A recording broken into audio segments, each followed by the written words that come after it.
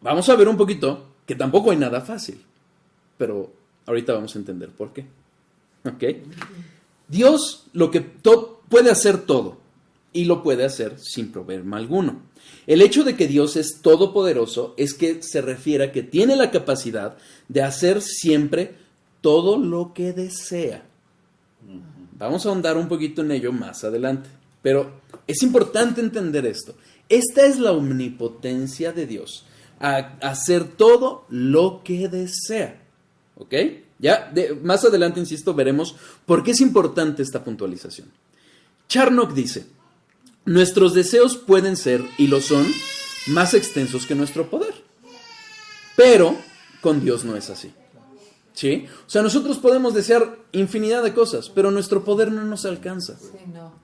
Pero en el caso de Dios no es así. Lo que desea, lo lleva a cabo. Isaías 46:10.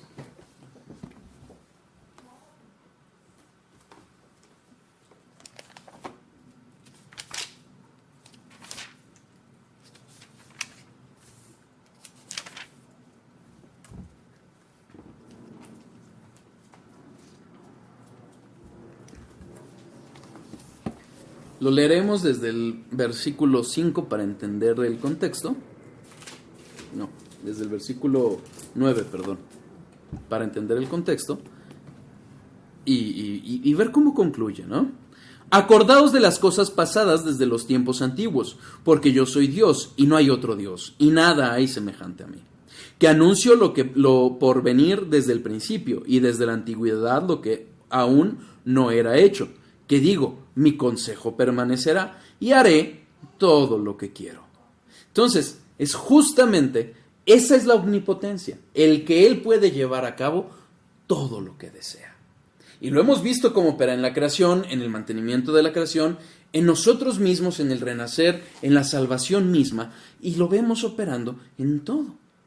Porque finalmente todo es porque Dios así lo ha determinado. ¿De acuerdo? Acuérdense que hemos aclarado por qué la existencia del mal, del sufrimiento, pero ya no creo que no es tiempo ya de abundar en ello.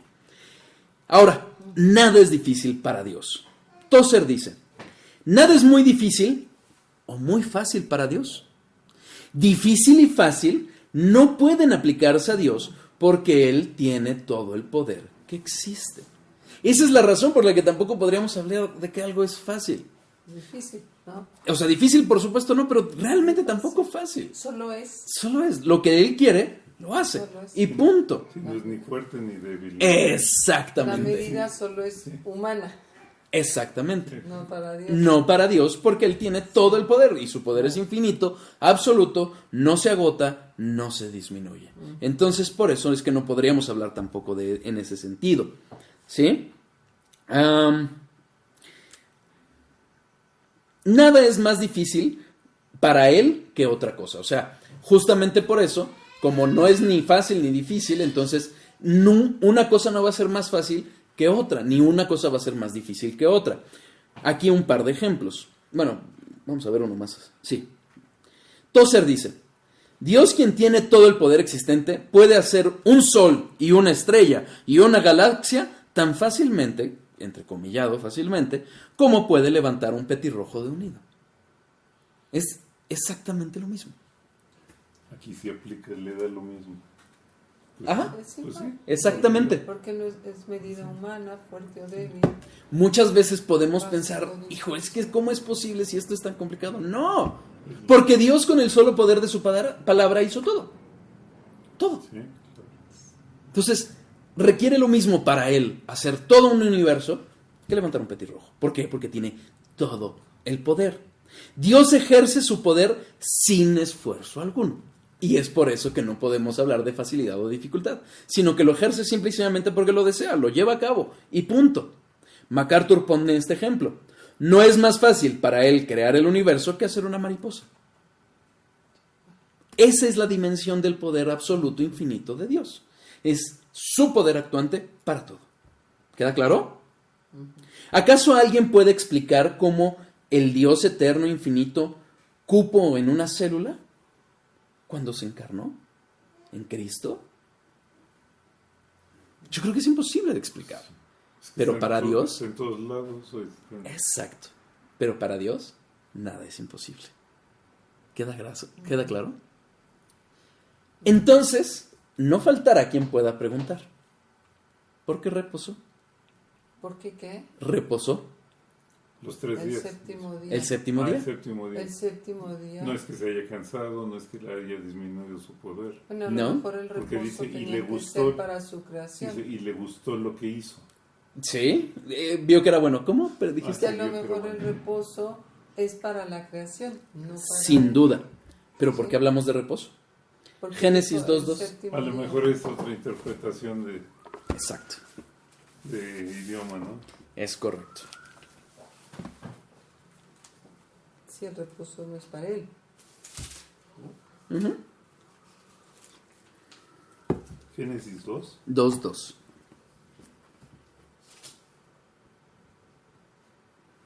En el 1:31 vemos lo que decía Ricardo. Y vio Dios todo lo que había hecho y he aquí que era bueno en gran manera. Y fue la tarde y la mañana del día sexto. ¿Ok? Génesis 2:2. Y acabó Dios en el día séptimo la obra que hizo y reposó el día séptimo de toda la obra que hizo. Entonces, reposó.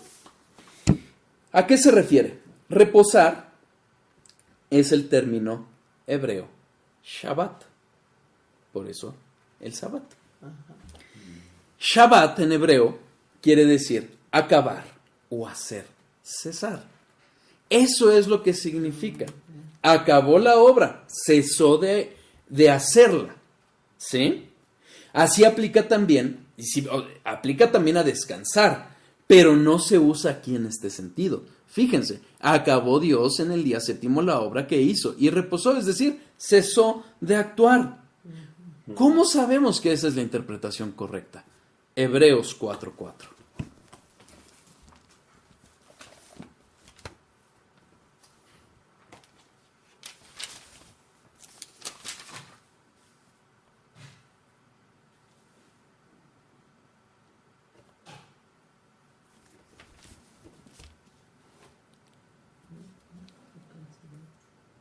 ¿Sí? Qué coincidente. Ajá. Porque en cierto lugar dijo así del séptimo día, y reposó Dios de todas sus obras en el séptimo día. Este reposar es del griego katapauo, que implica establecerse o desistir. Es decir, estableció algo o desistió ya de hacer algo. ¿Y cómo sabemos que implica entonces dejar de hacer o concluir? Porque viene de la raíz griega kata, que dice abajo, y pauo, cesar o parar.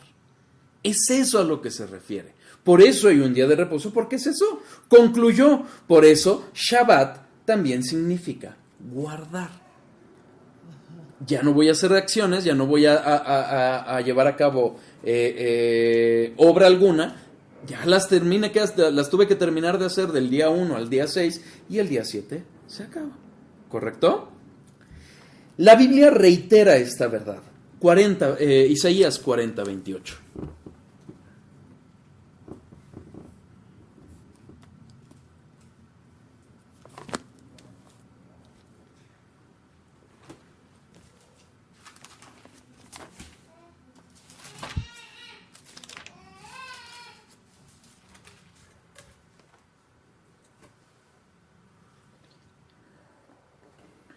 ¿Listos?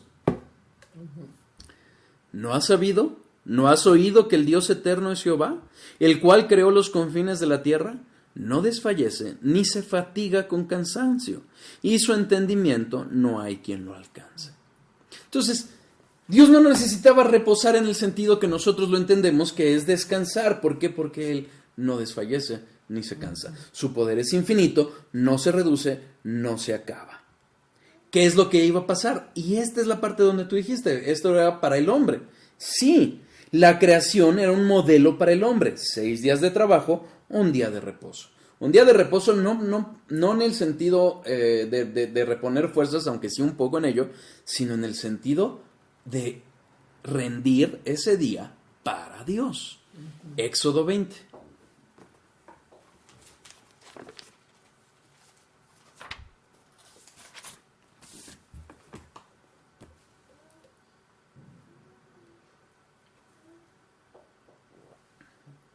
Sí, aquí está en el 8, ¿no? Ajá, en el 8 y 10. Acuérdate del día de reposo para santificarlo. 6 días trabajarás y harás toda tu obra, mas el séptimo día es reposo para Jehová tu Dios. No hagas en él obra alguna, tú, ni tu hijo, ni tu hija, ni tu siervo, ni tu criada, ni tu bestia, ni tu extranjero que está dentro de tus puertas. Justo, bueno, en la iglesia coincidió, por decirlo así, no creemos en las coincidencias, diosidencias les llaman algunos, que el pastor estaba hablando justamente de este día. Y vemos cómo el día de reposo está junto con el no robarás, no mentirás, no tendrás imágenes. Es decir, es igualmente importante guardar un día de la semana para Dios. ¿De acuerdo? Así como la sombra, entonces, perdón, y así como es un modelo para la semana del ser humano, también es una sombra del reposo eterno. Es decir, es un anuncio de lo que va a venir en el reposo eterno. Hebreos 4, ¿dónde estábamos? Hebreos 4.